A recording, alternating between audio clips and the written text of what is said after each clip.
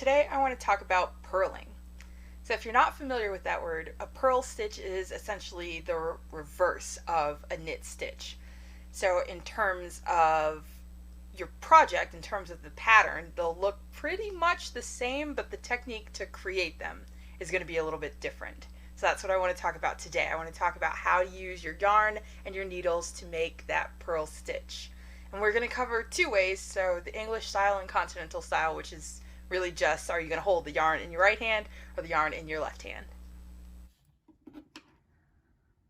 So for this demonstration, I just started with a basic garter stitch. So I was knitting across a couple of rows here, just so that we can kind of see the difference in purling and how this really affects what we see on our pattern.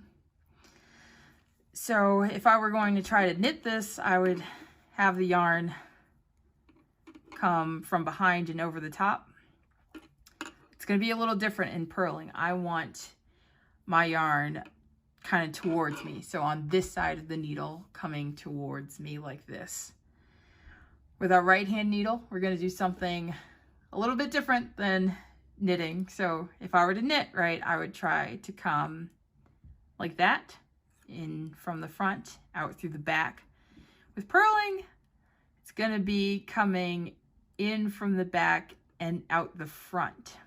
So your right hand needle kind of comes over the top of your left hand needle, entering into that stitch. In order to purl, you can do it either right hand or left hand, so English or continental. So let's go ahead and do continental style first.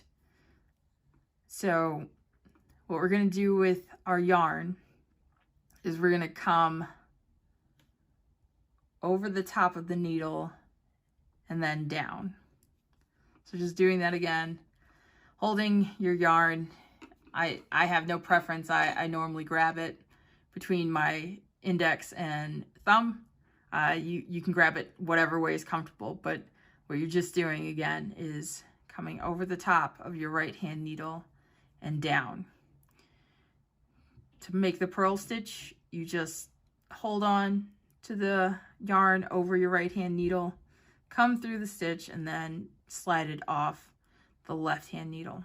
So it's kind of similar to knitting, but you can see it's like the reverse of knitting, right?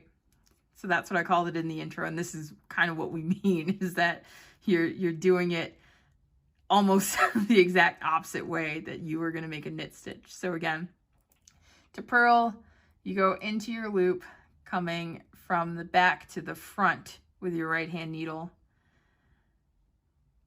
Drape your yarn over the top and down, and then pull through. So as you get going, this is what you're gonna see. Oops.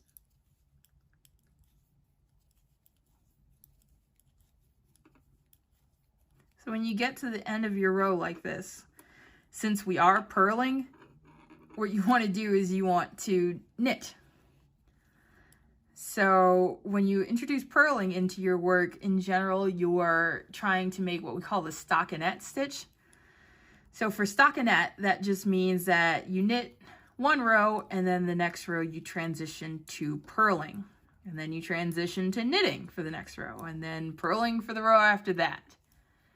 So that is the foundation of the stockinette stitch. And already, just purling one row and then knitting the next, we can see a bit of a transition to the pattern, right? So down here, this is the garter pattern that is knitting across every row.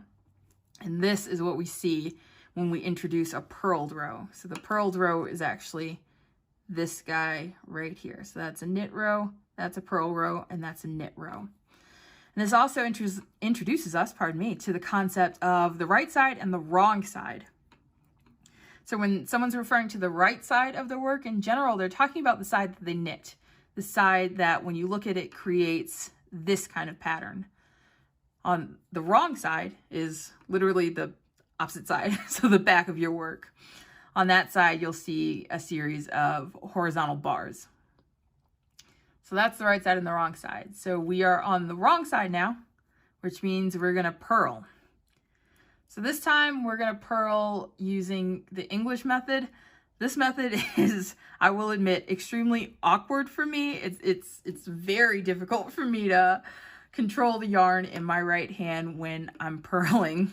But this is what it would look like. So you come in from the back, out the front, make your X, your right hand needle is over the top of your left hand needle. So just like we were doing before, but now with our yarn, oh, this is so difficult for me.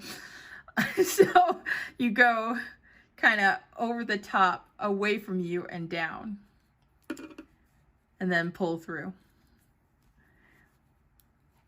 So over the top, away from you, around and down. I have extremely poor technique. Like I said, I really cannot do English style. I cannot control the yarn with my right hand very well when I'm purling. You can see my stitches are extremely loose. I have a very hard time maintaining correct tension in this method, or getting it over the top, as I just did like 6 attempts at that one stitch. Well, this is what it would look like if you're going to control with your right hand again. So if you're going to do an English style, over the top and down, over the top, down, over the top. Oh gosh, I shouldn't have volunteered to do this English style. Hopefully you all agree with me and prefer continental, controlling the yarn with your left hand. Oh my. This was a fun experiment. I hope you guys enjoyed that. Oh, almost there to the end of the row. Over the top and down. And final stitch over the top and down. All right, so now again we're back to the right side. If I were going to continue my work, I would go ahead and knit this row. So I think this gives a very good visual example of the difference between garter stitch, knitting across every row, and then the stockinette stitch. So knitting, purling, just keeping that alternation. And that's purling. I am planning to go into a little more detail about the stockinette stitch in a later video, but for now, that is all you need to start using purling in your project. See you all in the next video.